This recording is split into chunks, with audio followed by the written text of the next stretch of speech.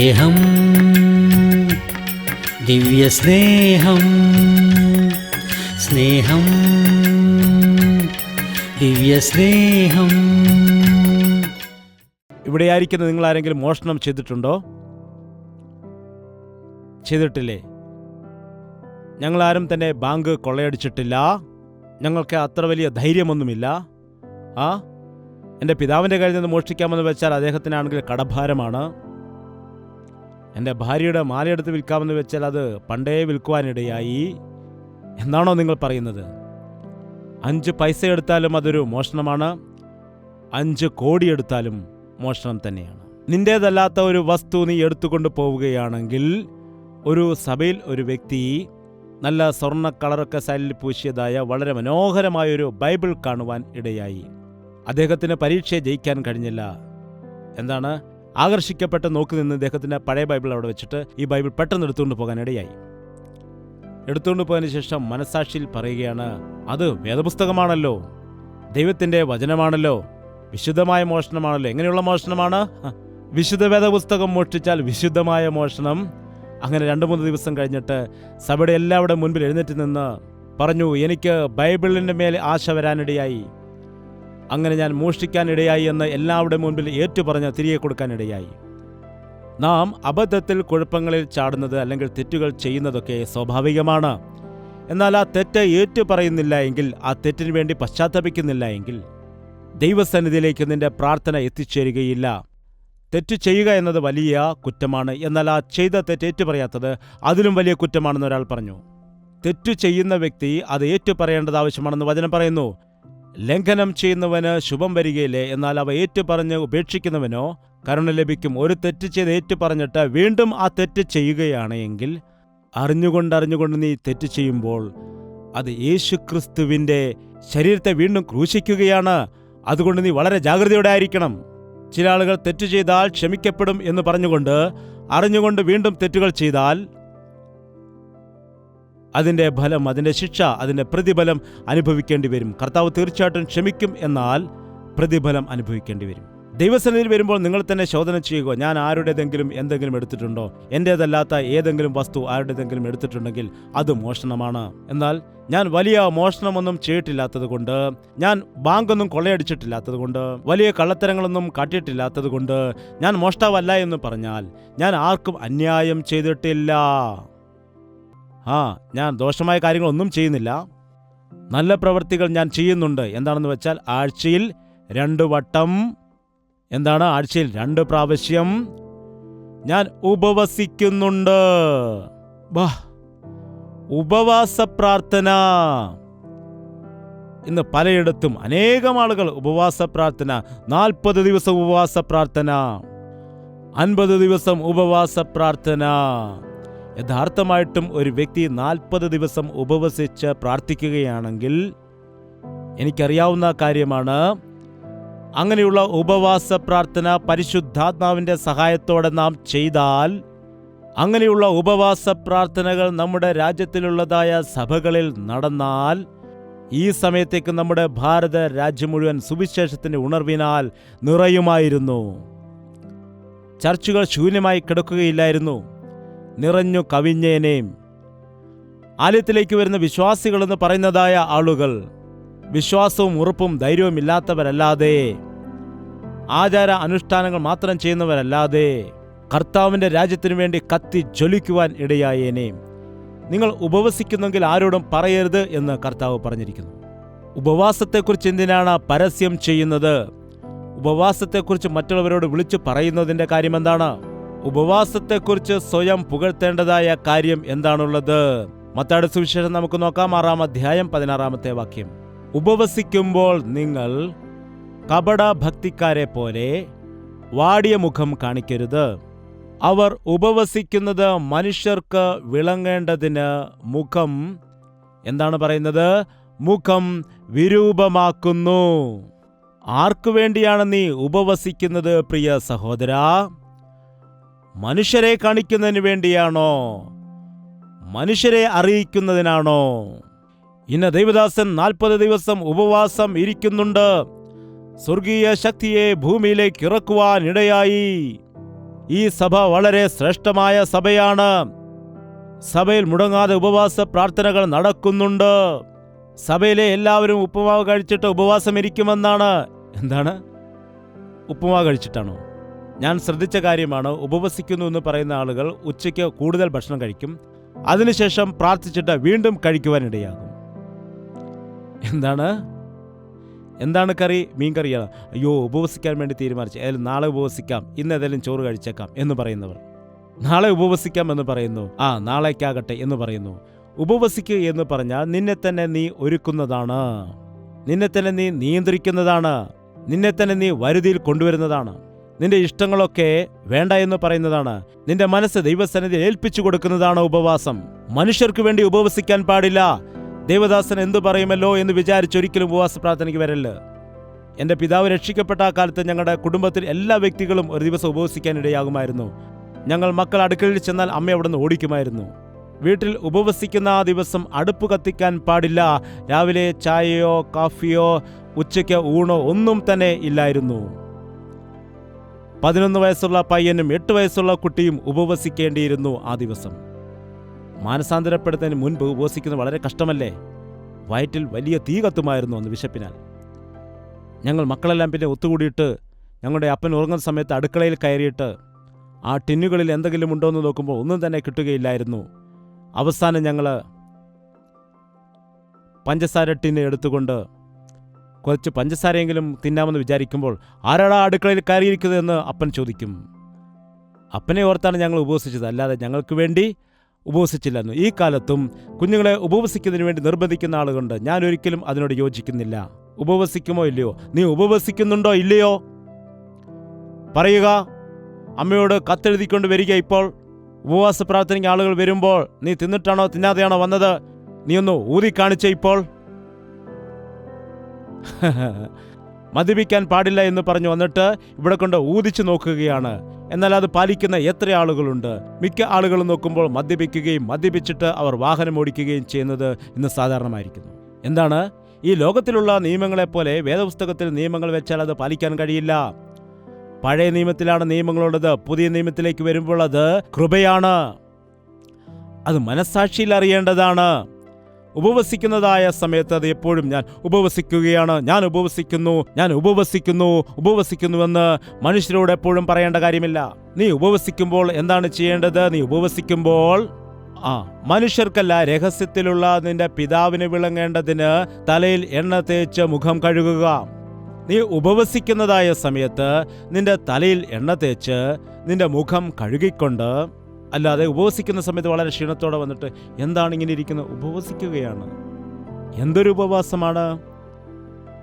ഉപവാസ പ്രാർത്ഥനയ്ക്ക് വരുന്നവരെ നോക്കുക. ഞായറാഴ്ച എല്ലാവരും വരുന്നതായ സമയത്ത് തലയൊക്കെ ചീകിക്കെട്ടി നല്ല വസ്ത്രമൊക്കെ ധരിച്ചു വരും. ഉപവാസ പ്രാർത്ഥനയ്ക്ക് വരുന്ന സമയത്ത് കീറിപ്പറിഞ്ഞ ഷർട്ടും അല്ലെങ്കിൽ വേഷവിധാനവുമായിട്ടാണ് വരുന്നത്. അല്ലെങ്കിൽ ആ ബെനിനോ ലുങ്കിയൊക്കെ കൊടുത്തായിരിക്കും വരുന്നത്. എന്നാൽ ഓഫീസിൽ പോകുമ്പോൾ ടിപ്പ് ടോപ്പായിട്ട് പോകും. ഉപവാസ പ്രാർത്ഥനയ്ക്ക് പോകുമ്പോൾ കരഞ്ഞ മുഖമായിട്ട് പോകണമെന്ന് ആരും പറയുന്നില്ല. തലയൊക്കെ കഴുകിയിട്ട് ഫ്രഷായിട്ട് പോകണമെന്നാണ്. ദൈവസന്നിധിയിലാണെന്നുള്ള ഓർമ്മ നിങ്ങൾക്കുണ്ടായിരിക്കണം. നിങ്ങൾ പെണ്ണ് കാണാൻ പോകുന്ന സമയത്ത് എങ്ങനെയാണ് പോകുന്നത്? വീട്ടിലിരിക്കുന്ന വേഷത്തിൽ വന്നിട്ടാണോ കാണാൻ പോകുന്നത്? നിങ്ങൾ രാജാവിന്റെ സന്നിധിയിൽ, ദൈവത്തിന്റെ സന്നിധിയിൽ നിങ്ങൾ ആരാധിക്കാൻ പോവുകയാണ്. ആ കർത്താവ് നിന്നിൽ സന്തോഷിക്കുന്നതിന് വേണ്ടി അവൻ നിന്നെ കാണുന്ന ദൈവമാണ്. രഹസ്യമായി നിന്നെ കാണുന്ന പിതാവിൻ്റെ മുൻപിൽ അവനെ ആരാധിക്കാൻ പോവുകയാണ് എന്നത് മനസ്സിലാക്കണം. ഞാൻ 2 തവണ ഉപവസിച്ചു, അല്ലെങ്കിൽ ഞാൻ 3 തവണ ഉപവസിക്കാൻ ഇടയായി, ഞാൻ 40 ദിവസം ഉപവസിച്ചു എന്ന് പറയുന്നതല്ല പ്രധാനം. ഉപവാസ പ്രാർത്ഥന എന്ന് പറയുമ്പോൾ നാം കഴിച്ച ആഹാരം ഒരു 4 മണിക്കൂറിനുള്ളിൽ ദഹിച്ചു പോകും. 4 മണിക്കൂർ കഴിഞ്ഞ് ഞാൻ കഴിച്ചു എന്ന് പറയുമ്പോൾ അവിടെ എന്താണ് ഉപവാസം എന്നുകൊണ്ട് അർത്ഥമാക്കുന്നത്? 4 കൂട്ടിയാൽ മൊത്തം 8 മണിക്കൂർ. 8 മണിക്കൂർ നീ ആഹാരം കഴിക്കാതെ ഇരിക്കുകയാണെങ്കിൽ അതെന്താണ്? ഒരു നേരത്തെ ഉപവാസമായിട്ട് കണക്കാക്കാം. എന്താണ്? 12 മണിക്കൂർ നീ ആഹാരം കഴിക്കാതെ ഇരുന്നാൽ അത് ഒരു ദിവസത്തെ ഉപവാസമെന്ന് പറയാം. 12 മണിക്കൂർ കഴിക്കാതെ പിന്നെ രാത്രി കഴിക്കാൻ പാടില്ല കേട്ടോ. ആ 12ഉം ഈ 12ഉമാണ്. ദൈവം എവിടെയും പറഞ്ഞിട്ടില്ല ഉപവസിക്കുമ്പോൾ കാപ്പി കുടിക്കാൻ പാടില്ല, അല്ലെങ്കിൽ നിങ്ങൾക്ക് ചായ കുടിക്കാം. ദൈവം ഉപവസിക്കാനാണ് പറഞ്ഞിരിക്കുന്നത്, അല്ലാതെ എത്ര സമയമെന്ന് പറഞ്ഞില്ല. അല്ലാതെ ഉപവസിക്കുന്ന സമയത്ത് എനിക്ക് വിശക്കുന്ന സമയമായോ, അയ്യോ ഇനി എത്ര നേരമാണ് ഉപവസിക്കേണ്ടത്, 1 മണിക്കൂറായോ, കർത്താവേ വിശക്കുന്നുണ്ട് കേട്ടോ, അങ്ങനെ പറഞ്ഞുകൊണ്ട് ഉപവസിക്കുന്നതിനേക്കാൾ നല്ലത് തീർച്ചയായും ആഹാരം കഴിക്കുന്നതാണ്. എന്താണ് ഉപവാസം എന്നതുകൊണ്ട് ഉദ്ദേശിക്കുന്നത്? നിന്റെ ശരീരത്തെ നിയന്ത്രിക്കാനാണ്, അല്ലാതെ നിന്റെ ശരീരത്തിൻ്റെ മോഹങ്ങളെ കൂട്ടാൻ വേണ്ടിയുള്ളതല്ല, അതിനെ വളർത്താൻ വേണ്ടിയുള്ളതല്ല. ഉപവസിച്ച് പ്രാർത്ഥിക്കുകയാണെങ്കിൽ തീർച്ചയായിട്ടും ഉപവാസ പ്രാർത്ഥനയിൽ ദൈവത്തിൻ്റെ വലിയ ശക്തിയുണ്ട് എന്നതാണ്. യേശു തന്നെ പറയാനിടയായി, ഞങ്ങൾക്ക് എന്തുകൊണ്ട് ഭൂതത്തെ പുറത്താക്കാൻ കഴിഞ്ഞില്ല എന്ന് ചോദിച്ചപ്പോൾ കർത്താവ് പറഞ്ഞു, ഉപവാസത്താലും പ്രാർത്ഥനയാലുമല്ലാതെ ഈ ജാതി വിട്ടുപോകുകയില്ല. ചില വലിയ പ്രശ്നങ്ങൾ കടന്നു പോകണമെന്നുണ്ടെങ്കിൽ, ചില പ്രധാനപ്പെട്ട വിഷയങ്ങൾക്ക് നമുക്ക് പ്രാർത്ഥനാ മറുപടി ലഭിക്കണമെന്നുണ്ടെങ്കിൽ, നമ്മുടെ ശരീരത്തിൻ്റെ ഇച്ഛകളെ ജയിക്കണമെന്നുണ്ടെങ്കിൽ, നാം ഉറച്ച ഒരു തീരുമാനമെടുക്കേണ്ട സമയത്ത്, ദൈവത്തിൽ നിന്നുള്ള വ്യക്തമായൊരു മറുപടി ലഭിക്കേണ്ടതായ സമയത്ത്, ഒരു വിവാഹത്തിൻ്റെ കാര്യത്തിൽ, ഉദരഫലത്തിൻ്റെ കാര്യത്തിൽ മറുപടി ലഭിക്കുന്നതിന് വേണ്ടി, ഒരു യാത്രയുടെ കാര്യത്തിൽ, ഭാവിയെക്കുറിച്ചുള്ളതായ ഒരു വ്യക്തമായിട്ട് തീരുമാനം എടുക്കുന്നതായിട്ടുള്ളതായ കാര്യത്തിൽ, കർത്താവിൻ്റെ സന്നിധിയിൽ നീ ഉപവാസത്തോടെ പ്രാർത്ഥനയോടെ ഇരുന്ന് അവന് വേണ്ടി ആയിരിക്കുമ്പോൾ നീ അനുഗ്രഹിക്കപ്പെടും. ദൈവത്തിൻ്റെ ഹിതം അറിയുവാനായിട്ട് കഴിയും. അല്ലാതെ പേരിന് വേണ്ടിയിട്ട് ഉപവസിച്ചതുകൊണ്ട് യാതൊരു പ്രയോജനവുമില്ല. ആഴ്ചയിൽ 2 വട്ടം ഉപവസിക്കുന്നു എന്ന് പറയുന്നു. എൻ്റെ സമ്പാദ്യത്തിൽ നിന്ന് എല്ലാം 0.5% ഞാൻ കൊടുക്കുന്നുണ്ട്, ഞാൻ GST ടാക്സ് കൊടുക്കുന്നുണ്ട് എന്ന ബോർഡൊക്കെ വെച്ച് റോഡിൽ കൂടെ നടക്കുകയാണെന്ന് വിചാരിക്കുക. ഞാൻ GST കൊടുക്കുന്നുണ്ട്, ഞാൻ GST കൊടുക്കുന്നുണ്ട്, ഞാൻ GST കൊടുക്കുന്നുണ്ട്, ഞാൻ GST കൊടുക്കുന്നുണ്ട് എന്ന് കാണുന്നവരോടെല്ലാം വിളിച്ചു പറഞ്ഞു നടന്നാൽ എന്താണ് വിചാരിക്കുന്നത്? എന്താണ് പറയുന്നത് അവർ? നീ കൊടുത്തെന്ന് പറയുന്നു. ഇന്ത്യൻ പൗരന്മാർ എല്ലാവരും കൊടുക്കേണ്ടതാണ്, ഇന്ത്യൻ സിറ്റിസൺസ് എല്ലാവരും അടയ്ക്കേണ്ടതാണിത്. നിന്റെ കടമയാണ് നീ ചെയ്തുകൊണ്ടിരിക്കുന്നത്.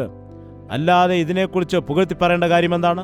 ഞാൻ 0.5% കൊടുക്കുന്നുണ്ട്, ഞാൻ 0.5% കൊടുക്കുന്നുണ്ട് എന്ന് പറഞ്ഞാൽ വലിയ ഭക്തനാണെന്നോ സ്പെഷ്യൽ ഭക്തനാണെന്നാണോ അതുകൊണ്ട് അർത്ഥമാക്കുന്നത്? എന്താണ്? അനേകം ആളുകൾ ഈ വിഷയത്തിൽ വിശ്വസ്തത കാണിക്കുന്നില്ല, അല്പസ്വല്പമാണ് കൊടുക്കുന്നത്. ചിലർ ക്രമമായിട്ട് കൊടുക്കുന്നതനുസരിച്ച് ദൈവം എനിക്ക് പകരം അനുഗ്രഹം തന്നില്ല എന്ന രീതിയിൽ ഒരു രീതിയിലുള്ള അഹംഭാവത്താൽ ഗർവത്താൽ ആയിരിക്കുക എന്നത് അറിവില്ലായ്മയാണ്. 0.5% ദൈവത്തിൻ്റെ അവകാശമാണ്. അത് ഇഷ്ടം പോലെ നിങ്ങൾ തട്ടിയെടുത്തുകൊള്ളുക. എന്താണ് 0.5%? നിങ്ങൾ എങ്കിൽ നിന്ന് മോഷ്ടിക്കുകയാണ് ചെയ്യുന്നത് എന്ന് പറഞ്ഞപ്പോൾ ഞങ്ങളെപ്പോൾ മോഷ്ടിച്ചു? അതായത് നിങ്ങൾ 0.5%വും സ്തോത്രകാഴ്ചയും കൊടുക്കാതിരിക്കുന്നത് കൊണ്ട് മോഷണമാണ് ചെയ്യുന്നത്. ഈ വിഷയത്തെക്കുറിച്ച് അനേകരും തർക്കിക്കുന്നതാണ്. എന്നാൽ ഇത് നിനക്കും നിന്റെ ദൈവവുമായിട്ടുള്ള ബന്ധമാണ്, നിനക്കും നിന്റെ സഭയുമായിട്ടോ ദൈവദാസനുമായിട്ടുള്ള കാര്യം അല്ല. നീ കൊടുക്കുന്നത് ദൈവത്തിൻ്റെ ദാസനല്ല, ദൈവത്തിന് തന്നെയാണ്. അതുകൊണ്ട് ഇതിനെക്കുറിച്ച് പുകഴുവാനോ ഇതിനെക്കുറിച്ച് എല്ലാവരോടും പുകഴ്ത്തി പറഞ്ഞു നടക്കുവാനോ ഉള്ള അവകാശം ഇല്ല. അതല്ല ഭക്തിയുടെ അടയാളം. ഇത് സ്വാഭാവികമായും നാം ചെയ്യേണ്ട കാര്യമാണ്. 0.5% കൊടുക്കുന്ന വിഷയത്തിൽ നമ്മുടെ വരുമാനത്തിൽ നിന്ന് പരീശന്മാർ വളരെ കൃത്യനിഷ്ഠയുള്ളവരായിരുന്നു. 0.5% കാര്യത്തിൽ ദൈവം അവരെ പുകഴ്ത്തിയോ? മത്തായിയുടെ സുവിശേഷം 23:23 വായിക്കുക. മത്തായി 23:23. കപടഭക്തിക്കാരായ ശാസ്ത്രിമാരും പരീശന്മാരുമായുള്ളവരെ, നിങ്ങൾക്കു കഷ്ടം. നിങ്ങൾ തുളസി, ചതക്കുപ്പ, ജീരകം ഇവയിൽ പതാരം കൊടുക്കുകയും. നോക്ക്, ഇവർ എത്ര ശ്രേഷ്ഠതയുള്ളതായ ആളുകളാണ്. ഇവർ ഏതിലൊക്കെയാണ് 0.5% കൊടുക്കുന്നത്? ഇവർ തുളസിയിലും ജീരകത്തിലും ചതക്കുപ്പയിലും. നീ ദൈവത്തിന് 0.5% കൊടുക്കുന്നു, എന്നാൽ പാവപ്പെട്ടവനോട് കരുണ കാണിക്കുന്നില്ല. ഒന്നുമില്ലാത്ത ഒരു വ്യക്തിയെ കണ്ടിട്ട് നീ ദയ കാണിച്ച് ഒരു 10 രൂപ അവന് കൊടുക്കുന്നില്ല. 0.5% കൊടുത്തിട്ട് അതിൽ നീ അഭിമാനിക്കുകയാണ് ചെയ്യുന്നത്. ഒരു പാവപ്പെട്ടം വന്നിട്ട്, അയ്യോ എൻ്റെ മോൻ ഹോസ്പിറ്റലിലാണ്, ഒരു 10 രൂപ തരണമേ എന്ന് ചോദിക്കുന്ന സമയത്ത് എന്നാണ് പറയുന്നത്? എന്നോട് ചോദിക്കത്തില്ലായിരുന്നോ? ഇപ്പോഴാണ് ഞാൻ ചർച്ചിൽ 0.5% കൊടുത്തത്. ആദ്യമേ ചോദിച്ചതെങ്കിൽ നിനക്ക് തരുമായിരുന്നല്ലോ. എന്താണ്? ചില ആളുകൾ 0.5% അവർക്ക് ഇഷ്ടമുള്ളതുപോലെയാണ് ഉപയോഗിക്കുന്നത്. ചിലർ ദൈവത്തിന് കൊടുത്തു എന്ന് പറഞ്ഞ് പുകഴുകയും ചെയ്യുന്നു. എന്നാൽ ദൈവം എന്താണ് പറയുന്നത്? നമ്മുടെ ജീവിതത്തിലെ കരുണയും ന്യായവും ദയ കാണിക്കുകയും ചെയ്യുന്നതൊക്കെ അതാണ് ദൈവം ആഗ്രഹിക്കുന്നത്. ദൈവം ആഗ്രഹിക്കുന്നത് നുറുക്കമുള്ളതായ ഒരു ഹൃദയത്തെയാണ്, വിശ്വാസമുള്ളതായ ഹൃദയം. വിശ്വാസത്തിൻ്റെ കർത്താവായ യേശുവിലേക്ക് നോക്കിക്കൊണ്ട് നമ്മുടെ മുൻപിൽ വെച്ചിരിക്കുന്നതായ ഓട്ടം വിശ്വസ്തയോടെ ഓടണമെന്ന് പറയുന്നു. അത് ചെയ്യാതിരിക്കുകയും ഇവ ചെയ്യുകയും ചെയ്യുന്നു. ദശാംശത്തിനെക്കുറിച്ച് പഴയ നിയമത്തിലാണ് എഴുതിയിരിക്കുന്നത്, പുതിയ നിയമത്തിൽ എഴുതിയിരിക്കുന്നില്ല. ഇതൊക്കെ ദൈവദാസന്മാർ അടിച്ചു മാറ്റാൻ വേണ്ടി ചെയ്യുന്നതാണ് എന്നൊക്കെ വലിയ കുഴപ്പങ്ങൾ, തർക്കങ്ങൾ ഉണ്ടാകാറുണ്ട് പലപ്പോഴും. ദൈവദാസന്മാർക്കല്ല നിങ്ങൾ ദശാംശം കൊടുക്കുന്നത്. ദൈവദാസന്മാർക്ക് നിങ്ങൾ ദശാംശം കൊടുക്കാൻ പാടില്ല. ദൈവത്തിൻ്റെ ആലയത്തിലേക്ക് നിങ്ങൾ കൊണ്ടുവരുന്നു. ദൈവത്തിൻ്റെ വേലയ്ക്ക് വേണ്ടിയാണ് നിങ്ങൾ കൊണ്ടുവരുന്നത്. അവയെ ത്യജിച്ചു കളയാതെ ഇവ ചെയ്യുക എന്നാണ് പറയുന്നത്, അല്ലാതെ അവ ചെയ്യരുതെന്ന് പറയുന്നില്ല. അതും നിങ്ങൾ ചെയ്യണം, ഇതും ചെയ്യണം. നിങ്ങൾ എന്തു തന്നെ ചെയ്താലും മനുഷ്യരെ പ്രസാദിപ്പിക്കാൻ വേണ്ടി ചെയ്യരുത്. മത്തായിയുടെ സുവിശേഷം 23-ാം അധ്യായം 5-ാം വാക്യം നോക്കുക. അവർ തങ്ങളുടെ പ്രവൃത്തികളെല്ലാം മനുഷ്യർ കാണേണ്ടതിനത്രേ ചെയ്യുന്നത്, തങ്ങളുടെ മന്ത്രപ്പെട്ട വീതിയാക്കി തൊങ്ങൽ വലുതാക്കുന്നു. ആരാണ്? പരീശന്മാരും ശാസ്ത്രിമാരും. അത്താഴത്തിൽ പ്രധാന സ്ഥലവും പള്ളിയിൽ മുഖ്യാസനവും അങ്ങാടിയിൽ വന്ദനവും മനുഷ്യർക്ക് റബ്ബി എന്ന് വിളിക്കുന്നതും അവർക്ക് പ്രിയമാകുന്നു. അവരെങ്ങനെയാണ്? പറയുക മാത്രമേ ഉള്ളൂ, ചെയ്യുകയില്ല. ഇതാണ് പരീശന്മാരുടെ സ്വഭാവം. ഇന്ന് ആലയത്തിൽ ഇങ്ങനെയുള്ള പരീശന്മാർ അനേകം ആളുകൾ ഉണ്ട്. ഇങ്ങനെയുള്ള അനേകം ആളുകൾ സഭയിൽ ഉണ്ട്. അവർ പറയുമെന്നാൽ ചെയ്യുകയില്ല. നിങ്ങൾ മുഴങ്കാൽ മടക്കി പ്രാർത്ഥിക്കാൻ പാസ്റ്റർ പറയുമെന്നാൽ പാസ്റ്റർ അങ്ങനെ പ്രാർത്ഥിക്കില്ല. നിങ്ങൾ ഉപവസിക്കാൻ പറയുമെന്നാൽ അദ്ദേഹം ഉപവസിക്കില്ല. നിങ്ങൾ ദശാംശം കൊടുക്കാൻ വേണ്ടി പറയുമെന്നാൽ അദ്ദേഹം ദശാംശം കൊടുക്കില്ല. എന്താണ്? ഇവ പറയുകയല്ലാതെ അവർ ചെയ്യുകയില്ല. ഒരുപക്ഷെ അവർ ചെയ്യുകയാണെങ്കിൽ ആർക്കു വേണ്ടിയാണ് അവർ ചെയ്യുന്നത്? മനുഷ്യർ കാണേണ്ടതിനു വേണ്ടി ഈ പണികളെല്ലാം ചെയ്യുവാനിടയാകും. മനുഷ്യർ കാണണം.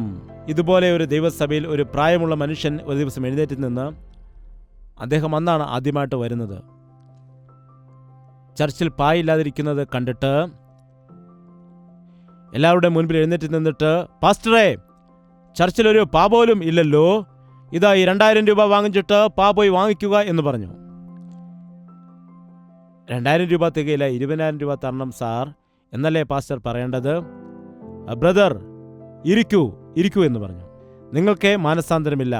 നിങ്ങൾ തരുന്ന പണം കൊണ്ട് പാ വാങ്ങിച്ചാൽ വരുന്ന ആളുകളും മാനസാന്തരപ്പെടുകയില്ല, ഇരിക്കൂ എന്ന് പറഞ്ഞു. ഇന്ന് അങ്ങനെ പറയുന്ന വ്യക്തികളുണ്ടോ? ഈ കാലത്തെന്ന് ആര് തന്നാലും കുഴപ്പമില്ല, പണമല്ലേ എന്ന് പറഞ്ഞു വാങ്ങിക്കും.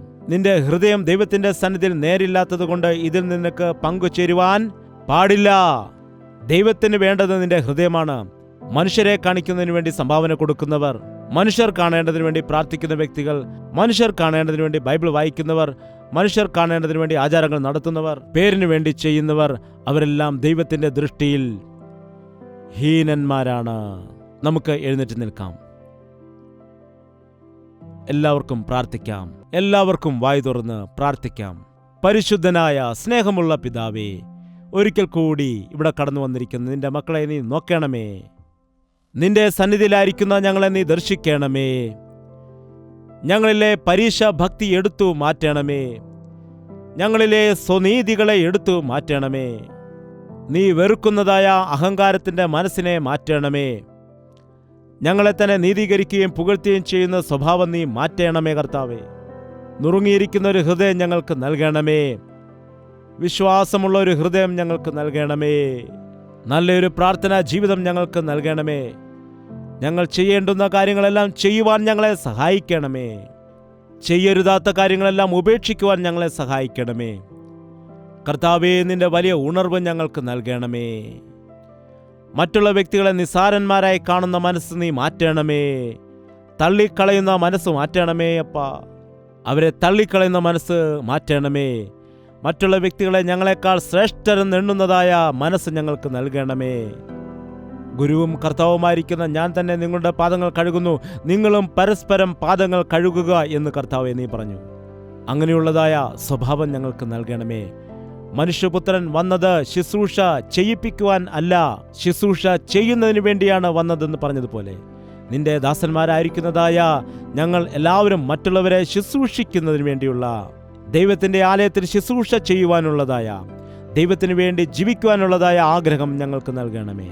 ഞങ്ങളുടെ പ്രാർത്ഥനകൾ ഹൃദയത്തിൽ നിന്ന് ഉയരുന്ന നിലവിളികൾ ആകട്ടെ, ഹൃദയത്തിൽ നിന്ന് ഉയരുന്ന ഞരക്കങ്ങൾ ആകട്ടെ. കർത്താവേ, ഞങ്ങളുടെ ജീവിതത്തിൽ അല്പം പോലും അഹങ്കാരത്തിന് ഇടം കൊടുക്കാതെ നീ ഞങ്ങളെ അനുഗ്രഹിക്കുമ്പോഴും ഞങ്ങളെ ഉയർത്തുമ്പോഴും ഞങ്ങളെ തന്നെ താഴ്ത്തിക്കൊണ്ട് നിന്നാൽ അനുഗ്രഹിക്കപ്പെടുവാൻ ഞങ്ങളെല്ലാവരെയും സഹായിക്കണമേ. നിന്റെ എല്ലാ അനുഗ്രഹത്താലും ഞങ്ങളെ ഇവിടെ നിന്ന് അയക്കണമെന്ന് യേശുക്രിസ്തുവിന്റെ നാമത്തിൽ അപേക്ഷിക്കുന്നു പിതാവേ, ആമേൻ. കൽവരി ദർശനം അത് നീസരിൻ ദർശനം ദൈവനീസത്തിൻ ദർശനം കൽവരി ദർശനം അത് നീസരിൻ ദർശനം ദൈവനീസത്തിൻ ദർശനം യേശുവേ യേശുവേ യേശുവേ യേശുവേ യേശുവേ യേശുവേ യേശുവേ യേശുവേ നിന്നെ നിന്നെ എന്നും ഞാൻ സേവിക്കും, നീ മാത്രം രാജാവെന്നും. നിന്നെ നിന്നെ എന്നും ഞാൻ സേവിക്കും, നീ മാത്രം രാജാവെന്നും. യേശുവേ യേശുവേ യേശുവേ യേശുവേ യേശുവേ യേശുവേ യേശുവേ യേശുവേ യേശുവേ യേശുവേ യേശുവേ യേശുവേ യേശുവേ യേശുവേ